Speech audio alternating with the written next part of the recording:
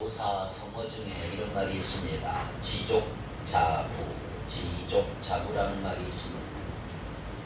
알지자에 족할 족자, 논자자에 부자부. 무슨 말이에요? 만족할 줄 아는 사람은 부자다. 만족할 줄 아는 사람은 부자다. 만족하면 넉넉하고 부유하다 이 말이에요. 사람이 일생을 살아가는 동안 자신을 가장 힘들게 하고 어렵게 하는 장애물이 무엇이라고 생각하십니까? 사람들은 오늘날 문제가 생겨나면 흔히 남의 얘기하기 쉽습니다. 저는 부모님을 잘못 만났어요. 내 어린 시절에 좋은 기억은 하나도 없습니다. 저는 배우자를 잘못 만났습니다. 눈에 뭐가 씌웠는지 내가 그때는 참 좋은 사람인 줄 알고 만났는데 그날부터 지금까지 하루도 편할 날이 없습니다. 내가 친구를 잘못 만나서 이렇게 됐습니다.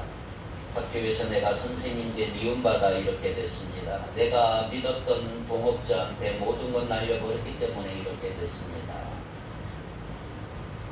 이렇게 누구 때문에 내 모습이 이렇게 되었다라고 얘기를 많이 합니다. 그러나 실제로 그와 같은 문제와 어려움을 여러분들이 만났다 할지라도 여러분들이 그 상처에 붙어있는 한, 붙잡혀 있는 한 결국 문제는 자기 자신에게 있다는 걸 알아야 합니다. 인생에 있어서 가장 큰 장애물이 있다면 그것은 바로 자기 자신인 것입니다. 상처로 얼룩진 자화상에 붙잡혀 사는 사람들이 오늘날 얼마나 많은지 모릅니다. 사도 바울은 로마서 7장 24절에 이렇게 고백합니다. 오호라 나는 곤고한 사람이로다. 이 사망의 몸에서 누가 나를 건져내리라. 여러분 남 탓하기 전에 먼저 우리 자신을 잘 살펴보기를 원합니다. 나의 죄와 허물과 나의 연약한 모습 그리고 나의 고집과 교만과 내 속에 뒤틀려 있는 내 자신의 모습을 들여다보셔야 합니다. 그리고 우리는 눈을 들어 믿음의 주여 온전케 하신 예수님을 바라보셔야 합니다. 예수님을 바라볼 때 모든 절망에서 고통에서 괴로움에서 벗어나 주님 안에서 기쁨과 평안함을 누리며 살아갈 수가 있기 때문입니다. 인터넷 다운 카페에 이런 얘기가 있었습니다. 제목은 행복을 숨겨둔 곳은 어디일까? 이 세상이 처음 이루어졌을 때 행복이라고 하는 것을 인간에게 미리 주었다 그래요. 모든 인간들은 행복이 있는 것입니다. 그런데 인간들이 그 어느 날 행복을 누리지 못하고 늘 불평과 불만을 품고 불행하게 살아가더라는 것입니다. 그래서 보다 못한 천사들이 어느 날 회의를 해서 인간에게서 그 행복을 빼앗아 버리기로 작정을 했습니다. 그런데 문제는 인간에게서 빼앗은 그 행복을 어디에 감추어 두느냐, 이게 이제 문제인 것입니다. 한 천사가 제안을 했어요. 저기 저 바다 깊은 곳 숨겨두면 어떨까요? 천사장이 고개를 흔들어요. 인간들의 머리는 비상하니까 바다 속쯤 머지않아 뒤져서 찾을 거요. 다른 천사가 제안을 합니다. 가장 높은 산의 정상에 숨겨두면 어떨까요? 이번에도 천사장이 고개를 흔듭니다. 인간들의 탐험 정신은 너무 강해서 제 아무리 높은 산 위에 숨겨두어도 분명히 찾을 거예요. 궁리하고 궁리한 끝에 천사장이 마침내 결론을 하나 내렸어요. 뭘까요? 행복을 인간들의 각자 마음속 깊은 곳에 숨겨두기로 합시다. 인간들의 머리가 아무리 비상하고 탐험정신이 강해도 자기들의 마음속에 숨겨져 있는 행복을 깨닫기는 엄청 어려울 것입니다. 행복은 각자 마음에 있다는 것을 교훈해 주는 이야기라고 할 수가 있지요. 중요한 것은 오늘 우리가 감사하고 자족할 때 우리 마음이 행복해지더라는 거죠. 감사의 원동력, 행복의 원동력은 뭐냐? 만족하는 것이고 자족으로부터 출발한다는 사실을 잊지 마십시오. 빌립보서의 저자는 바울입니다. 바울. 무척 예민한 사람이었고 본질상 아주 교만한 사람이었고 거기다가 지극히 행동적인 기질의 사람이었던 것입니다. 자, 그런 사람이 어느 날 감옥에 갇히게 되는 것보다 더 참아내기 힘든 일은 이 세상에 없었을 것입니다. 그는 어릴 적부터 로마 시민으로 양육받은 사람이에요. 그러나 이 서신, 이 빌립보 서신을 쓸 때에는 지금 고통당하고 있는 자유롭지 못하는 노예 신세였습니다. 그런데 그가 노예 신세인 그가 감옥에 갇혀있는 그가 지금 이렇게 고백하고 있는 거예요. 영어 성경을 번역하면 이래요. 아, 나는 신비 속으로 이끌려 들림을 받았다. 의역한다면 아, 내가 비법을 터득하게 됐다. 뭐지요?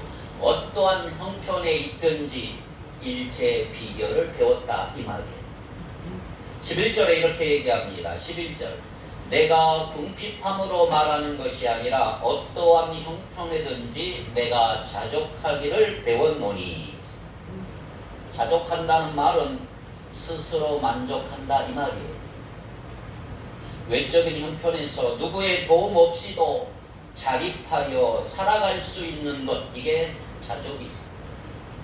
이 말을 사람의 내면적 면에서 살핀다면 무엇인가 부족하여 다른 사람의 도움을 갈망하는 상태에서 벗어난 것을 우린 자족이다 이렇게 말하죠. 내가 가지고 있는 것이 나에게 적절하다고 생각하는 거예요. 부족하지 않다는 거예요. 그래서 어떤 상황에서도 스스로 만족할 수 있는 상태, 그것이 자족입니다. 12절에 바울은 다시 언급합니다. 내가 비천에 처할 줄도 알고 풍부에 처할 줄도 알아. 모든 일 곧 배부름과 배고픔과 풍부와 궁핍에도 처할 줄 아는 일체의 비결을 배웠노라. 바울은 풍부에도 궁핍에도 배부름에도 배고픔에도 존귀한 자리에도 비천한 자리에도 만족하면서 지낼 수 있다라고 하는 것을 고백하고 있는 거예요. 그 어떤 상황에서도 그 어떤 경우에도 바울은 스스로 만족했고 이 자족을 이미 다 배운 거예요. 내가 어떤 형편에 있든지 자족할 수 있다. 그러니까 바울 사도와 같이 우리들도 자족하는 자로 살아갈 때 자족하는 것이 바로 우리의 믿음이다. 이걸 알 수가 있는 거죠. 고린도전서 4장 11절을 봅니다. 바로 이 시각까지 우리가 줄이고 목마르며 헐벗고 매맞으며 정처가 없고. 바울은 자신의 처지를 지금 진솔하게 고백하고 있는 거예요. 굶주렸고 마시지 못해 목말랐다. 그 다음에 헐벗고, 이 말은 지금 바울 사도가 입은 옷은 누더기와 걸레와 같다 이 말이에요. 매맞는다는 말은 짐승같이 취급을 당하는 거예요. 주먹으로 매맞고 학대받는 거, 이게 매맞는 거예요. 그리고 다음에 뭐가 없다? 정처가 없다. 정처란 말은 영어로 홈리스란 말이에요. 홈리스, 집이 없는 사람, 노숙자다. 노숙자같이 고백하고 있는 바울이에요. 사도는 누더기를 걸친 거지 형색을 했고 짐승같이 취급을 당하고 매를 수없이 맞았고 갈 곳 없어 노숙자같이 살았고 인간 이하의 대우로 비참하게 살았어요. 그러나 그럼에도 불구하고 그는 하늘의 영광을 바라보며 만족하며 살았고 나 같은 죄인이 주님 때문에 구원받아 예수님 이름 때문에 고난과 수치 당하는 것에 기뻐했다. 그야말로 만족하며 자족하며 살았던 바울의 고백인 것입니다. 그렇다면 오늘날 우리도 과연 바울처럼 자족할 수 있을까요? 사도 바울이 걸어간 그 걸음이 바로 오늘 우리가 걸어야 될 걸음이고 예수 믿는 우리도 늘 자족하면서 살아야 할 것을 강조하고 있는 것입니다. 이것이 바로 천성을 향해 가는 성도들이 이 땅 위에서 살아가는 자세인 줄 믿습니다. 디모데전서 6장 7절을 봅니다. 디모데전서 6장 7절 우리가 세상에 아무것도 가지고 온 것이 없음에 또한 아무것도 가지고 가지 못하리니. 우리말에 공수래 공수고라는 말이 있죠. 빈손으로 왔다가 빈손으로 가는 것이 사람의 인생이다 이 말이에요. 아무리 내가 욕심을 부려도 아무리 많이 가져도 죽을 때는 아무것도 가지지 못한다는 거예요. 이 땅 위에서 우리는 나그네로 살다가 잠깐 살다가 가는 거죠. 자기 것이 아무것도 없고 잠깐 사용하다가 갈 것밖에 없는 것입니다. 그러니까 바울 사도도 그 다음 구절에서 구체적으로 이렇게 우리에게 권면하고 있습니다. 디모데전서 6장 8절을 우리 다 같이 한번 같이 읽겠습니다. 시작. 우리가 먹을 것과 입을 것이 있은즉 족한 줄로 알 것이니라. 아멘. 그렇습니다. 우리가 죽을 때 아무것도 가지고 갈 수 없다면 지금 살아가는데 필요한 것을 하나님께서 주셨음에 감사하며 살아가라 이 말이지. 나그네 짧은 인생을 하루하루 머물 수 있도록 나에게 음식과 의복이 있다면, 그것 공급받았다면 그것 가지고 감사하며 만족하며 살아가라 이 말이지. 우리에게 적용해 볼까요? 우리가 이 복지시설이 잘 되어 있는 우리나라, 먹을 것 걱정 안 하고 입을 것 온염 없이 몸에 큰 병 없이 건강하게 살고 새들어 살지만 내가 사는 동안은 내 집이기에 그렇게 살 수 있는 것만으로도 만족하며 살아야 한다 이 말이에요. 주기도문이 이렇게 얘기하잖아요. 오늘날 우리에게 일용할 양식을 주옵시고. 일용할 양식, 하루하루의 양식, 날마다 영육간 필요한 양식을 공급해 주심에 감사하며 만족하며 살아가십시오. 오늘 내가 먹는 것은 이미 내 것이 된 거예요. 내가 아무리 많이 가지고 있고 태산같이 많이 쌓아두어도 그것은 언제 남의 것이 될지 모르고 썩기도 하고 도적질도 당할 것이니 그것은 내 것이라고 할 수가 없는 거예요. 쓴 것만이 내 거요, 먹은 것만이 내가 먹고, 오늘 먹고 오늘 입은 것은 나그네 걸음에서 내 것이 준비되었으니 그것으로 만족하고 그 만족으로 영원한 하나님의 나라를 위하여 준비하며 살아가는 저와 여러분 되기를 축복합니다. 할렐루야. 이 땅 위에서 매일매일 공급하심을 받아서 우리가 주님의 일을 할 수 있다면 얼마나 행복하겠습니까? 그런데 오늘 우리들이 하늘의 백성으로 이 땅에서 자족하며 살지 못하는 이유가 과연 뭘까요? 왜 우리는 이렇게 불평과 불만과 원망 속에 만족하지 못하며 자족하지 못하며 살아갈 수 있을까? 살아가고 있을까? 하나의 이유, 그것은 우리의 껄끄러운 욕심 때문에 그런 것입니다. 더 부유하려는 욕심, 더 많이 가지려고 하는 욕심이 우리의 발목을 얼마나 강하게 붙잡고 있는지 몰라요. 디모데전서 6장 9절을 봅니다. 바울의 경고가 기록이 되어 있습니다. 부하려 하는 자들은 시험과 올무와 여러 가지 어리석고 해로운 정욕에 떨어지나니 곧 사람으로 파멸과 멸망에 빠지게 하는 것이라. 그래서 더 부자가 돼야지, 더 많은 돈 가져야지 욕심을 부리면 그것으로 우리를 시험에 빠지게 하고 올무에 걸린다 그랬습니다. 유혹이 얼마나 쉽게 넘어가느냐 이 말이. 보암직도 하고 먹음직도 하고 지혜롭게 할 만큼 탐스러운 과일, 선악과를 먹는 것과 똑같다는 거죠. 그래서 시험은 올무를 만들어요. 시험에 들어서 함정에 빠지는 거예요. 겉으로는 화려하고 지혜롭고 탐스럽지만 속에는 독이 있습니다.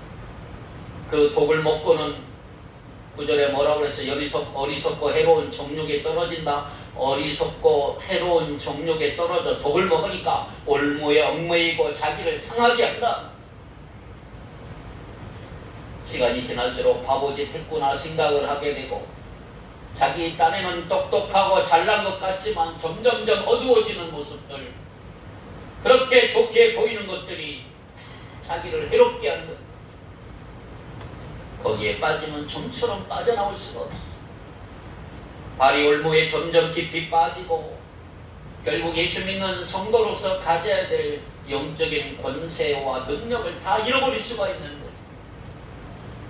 불신자와 다를 바가 없는. 그러니까 인간의 욕심에 한번 걸려들면 또 끝도 없는 것입니다. 밑 빠진 독에 물 붓기. 아무리 붓고 부어도 도저히 그 욕심의 독을 채울 수가 없다. 끝없는 욕심을 내지만 그것이 인간에게 절대 만족을 주지 못하는 거예요. 돈 100달러를 가진 사람은 1000달러를 가지고 싶은 욕심이 생깁니다. 이 목표에 도달했으면 만족해야 되는데 욕심이라고 하는 것.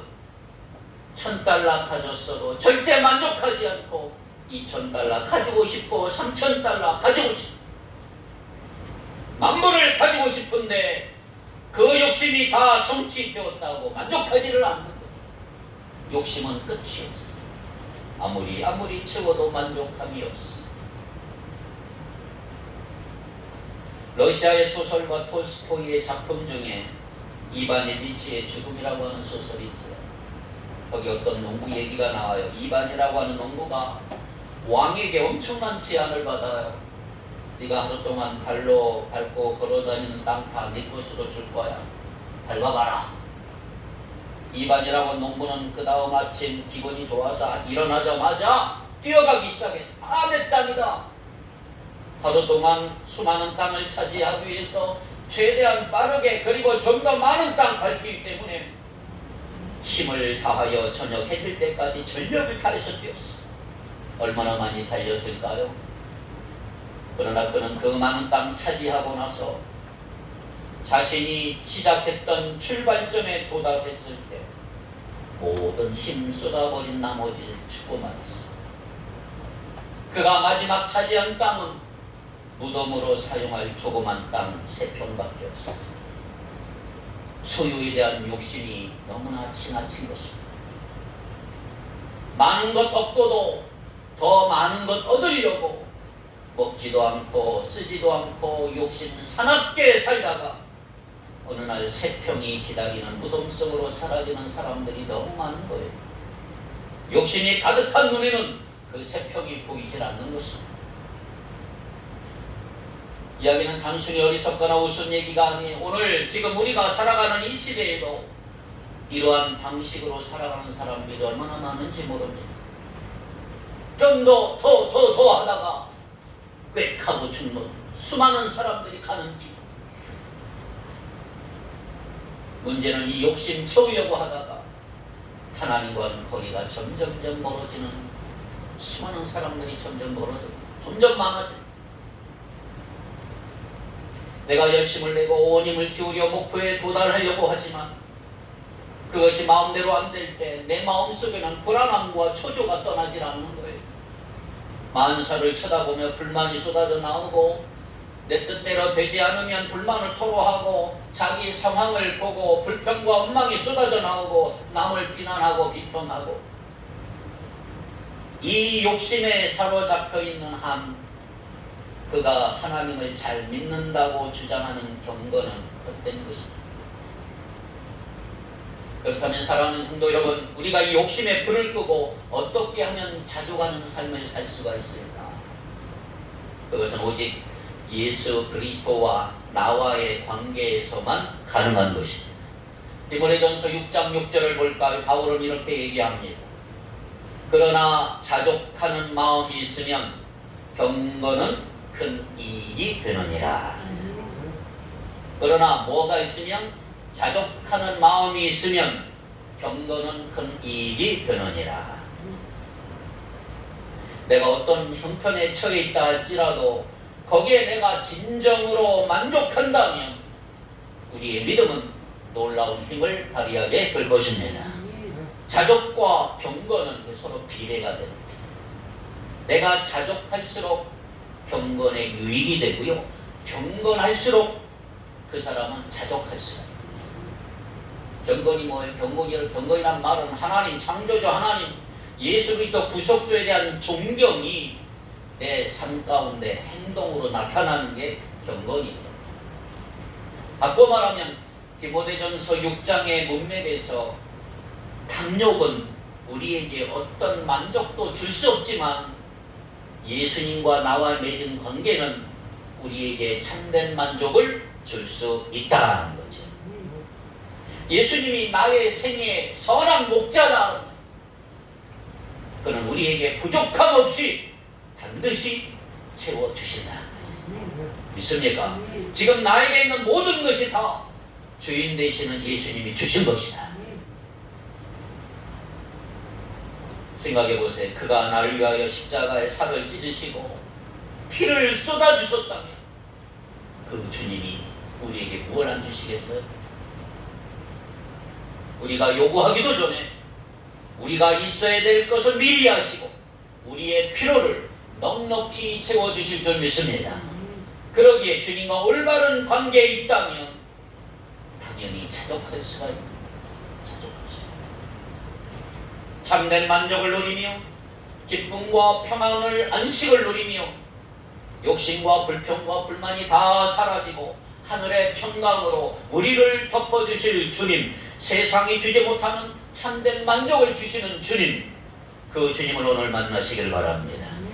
다음엔 성도들에게 오늘 여러분들이 아주 중요한 진정으로 긴장해야 될 점검표 하나 있습니다. 몇 가지 물음에 답을 하셔야 합니다. 내가 진정으로 하나님을 경외합니까? 내가 그리스도 예수 안에서 주님의 죽으심과 부활해 주신 은총과 자비를 힘입고 있습니까? 내 안에 성령께서 살아계셔서 그분과 교제를 나누며 살아가고 있습니까? 삼위 하나님이 주시는 참된 평안을 지금 누리고 있습니까? 내 안에 주님께서 주시는 안식이 있습니까? 그렇다면 나는 반드시 자족할 수가 있습니다. 그렇다면 여러분 어떤 형편이 있든지 만족할 수가 있는 것입니다. 우리가 찬송 436장을 불렀어요. 설교 전에 나 이제 주님의 새 생명 얻은 몸 옛것은 지나고 새 사람이로다. 그 생명 내 맘에 강같이 흐르고 그 사람 내게서 해같이 빛난다. 영생을 누리며 주 안에 살리라. 오늘도 내일도 누와 함께 살아요. 주님과 함께 살리라. 지금 내 형편이 조금 부유할 수도 있고 조금 부족할 수도 있어. 그거 중요한 게 아닙니다. 중요한 것은 나의 처지와 형편에 만족하고 겸손하게 욕심 없이 하나님의 손을 잡고 걸어가는 것입니다. 빌보 4장 13절 봅니다. 내게 능력 주시는 자 안에서 내가 모든 것을 할 수 있느니라.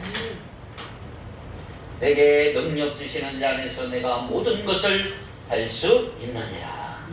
여기 모든 것은 풍부나 군피가의 모든 경우, 그 모든 경우에 자족할 수가 있습니다. 왜냐하면 우리 주 예수님께서 내 삶 속에 개입하셔서 나에게 힘을 주시기 때문입니다. 이것은 거듭난 사람들에게 주시는 하늘의 축복이. 눈에는 아무 증거 안 보일지라도, 귀에는 아무 소리 안 들려도, 내 손에는 아무것도 붙잡힌 것이 없어도 오늘도 예수님은 성령으로 내 속에서 살아계시는 줄 믿습니다. 지금도 주님은 일하고 계시다. 시퍼렇게 살아계시는 주님의 실존을 내 욕심 때문에 멀리하지 않기를 바랍니다. 예수님은 내 죄를 용서하시고 살아계신 구세주 현실에서 높여 드리시기를 바랍니다. 우리를 인도하시고 사랑하시고 나에게 힘을 주시고 유익하게 하실 분으로 나의 주님으로 인정하시기를 바랍니다. 그렇다면 한번 생각해 볼까요? 여러분이 세상에 살아가면서 나는 돈 힘으로 사는 사람인가? 예수님 힘으로 사는 사람인가? 돈은 자동차의 기름과 같고 고속도로와 같아서 있어야 돌아가는, 기름이 있어야 자동차가 돌아가고 고속도로가 있어야 사람들이 그걸 타고 목적지를 향하여 가는 거예요. 돈이 그같이 중요하지요. 그런데 이 돈을 돌아가게 하시는 이는 역사의 절대 주권자 하나님이란 말이죠. 내가 그분을 내 삶 속에서 분명하게 인정하고 그 권세에 굴복하는 저와 여러분 되기를 바랍니다. 우리에게 궁극적으로 힘을 주시고 생명을 주시는 이는 오직 예수님밖에 없습니다. 내 신앙을 좁은 판단으로 자꾸 뒤집지 마시고 예수님을 내 구주로 영접해놓고 돈을 내 주인으로 섬긴다는 주님께 대한 배신이죠. 어떤 경우에도 주님을 여러분 첫 번째 자리에 두는 거 잊지 않기를 바랍니다. 2살짜리 아이가 있어요. 동네 사람들이 다 잠이 든 깊은 밤에도 새벽녘에도 얼마나 우는지 몰라요. 온 동네가 떠나가도록 울어제칩니다. 인정사정 안 봐주고 울어붙입니다. 엄마가 피곤하던 잠을 자고 있던 상관이 없습니다. 눈치도 없고 코치도 없어요. 무엇 때문에 우는지 알 수 없지만 어린 것에 배가 고파 우는지 기저귀를 갈아주지 않아서 우는 건지 어쨌든 시도 때도 없이 자주 울어댄다면 자 어떨까요? 이 철부지 아기를 보면 40년 광야 생활을 하는 이스라엘 백성과 같다 이런 생각을 해요. 목이 말라 못 살겠다 울부짖습니다. 배가 고파 죽겠다고 난리 칩니다. 맛도 없는 만나만 준다고 타박하고 생떼를 씁니다. 가나안 땅에 들어가 싸우려고 한다면 왜 우리를 불러서 이 광야에서 죽게 하느냐? 남 탓하고 모세 탓하고 덤비지 않습니까? 돌로 쳐 죽이려고 합니다.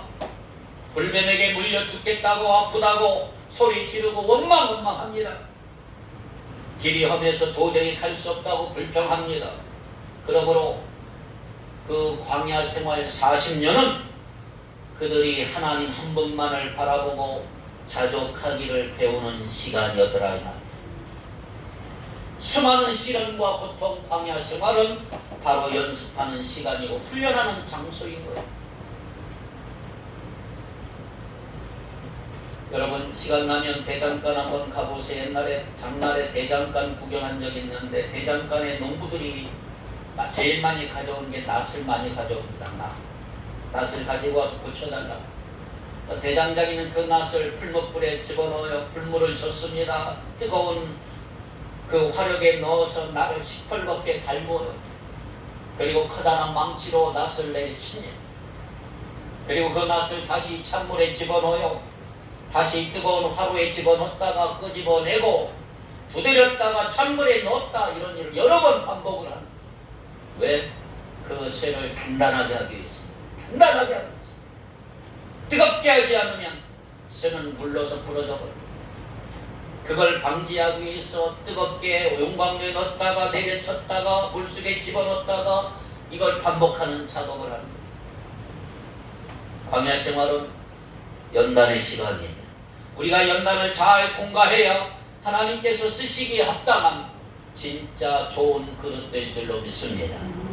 우리가 시련을 겪는 거 자족을 배우는 시간이 그 많은 고통과 수고가 결단코 헛되지 않기를 소원합니다.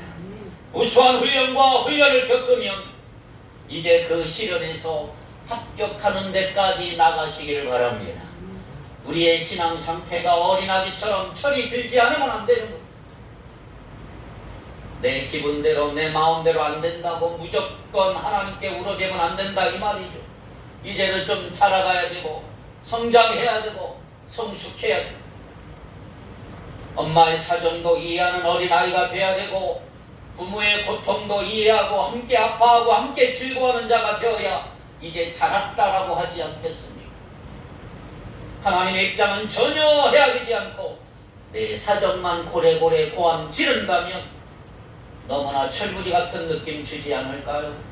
내 사정 다 뒤로하고 하나님의 사정에 맞추는 것 우선하는 게 자족이에요. 자족.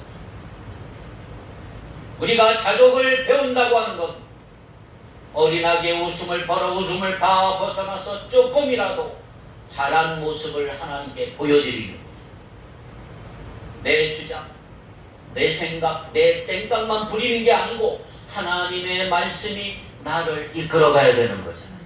내 고집만 늘어놓지 말고 성령의 감동에 따라 그와 함께 부요에나 비천함에나 주님 손잡고 걸어가는 그런 성숙한 주의 백성이 되기를 바랍니다. 이제 다이아몬드처럼 값비싼 보석이 돼야 되잖아요. 바울은 감옥에 갇혀 있어도 값진 다이아 반지처럼 그 진가를 드러내지 않습니까? 감옥의 투옥이 오히려 복음의 유익을 가져온 거예요. 그를 둘러싼 감옥의 간수들이 예수를 믿게 된 것입니다. 이제 우리는 예수님과 함께 살아가면서 자족할 줄 알아야 돼요. 내가 얼마나 자족할 줄 아는 정도에 따라서 내가 훈련된 정도를 알 수가 있습니다. 내가 훈련소 생활을 벗어난 계급장을 가진 군인인지, 아직도 훈련소를 벗어나지 못한 훈병인지, 나의 자족하는 자세로 나는 훈련에 합격되었다고 하는 거 보여줘야 된다 이 말이에요. 비천에도 처할 줄 알고 부요에도 처할 줄 알고,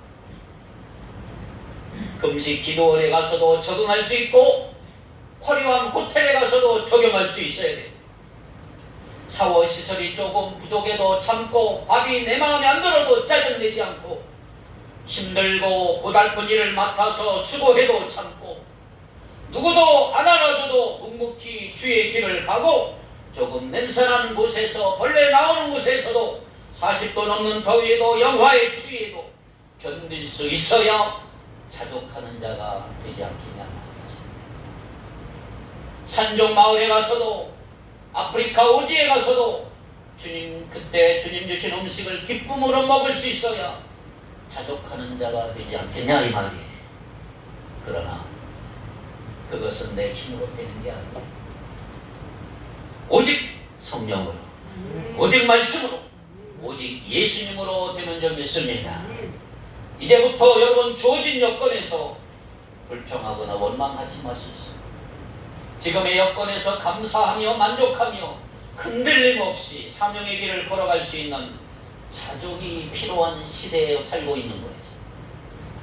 여러분의 의지와 결단도 물론 중요하지만 그것만으로 불가능합니다. 우리 예수님께서 자족할 수 있도록 우리에게 능력을 주셔야 가능한 거예요. 나에게 능력 주시는 예수님 안에서 모든 것이 가능하다.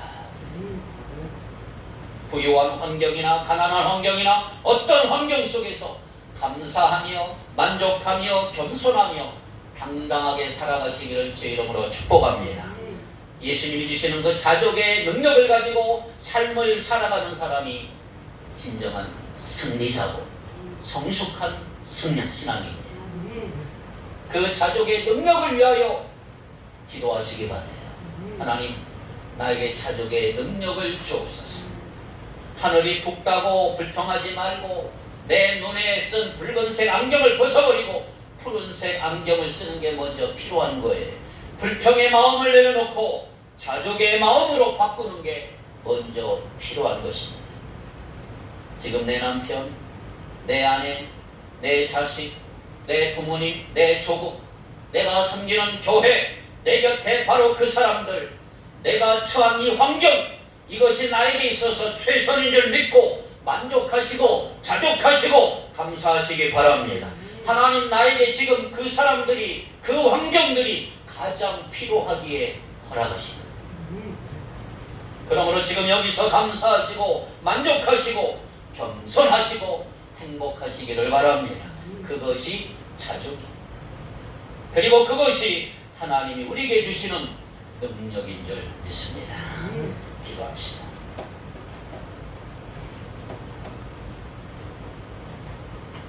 거룩하신 하나님, 어린아이같이 우리를 훈련시켜 자족함을 배우고 주님께서 쓰시는 값진 귀한 일꾼들 되기를 원합니다. 우리에게 주어진 여건들에 대해 불평하거나 원망하지 않게 하시고 감사하며 만족하며 겸손하게 흔들림 없이 당당하게 생명의 길, 사명의 길 걸어가는 자족의 성도들 되게 하옵소서. 예수님 이름으로 기도하옵나이다. 아멘.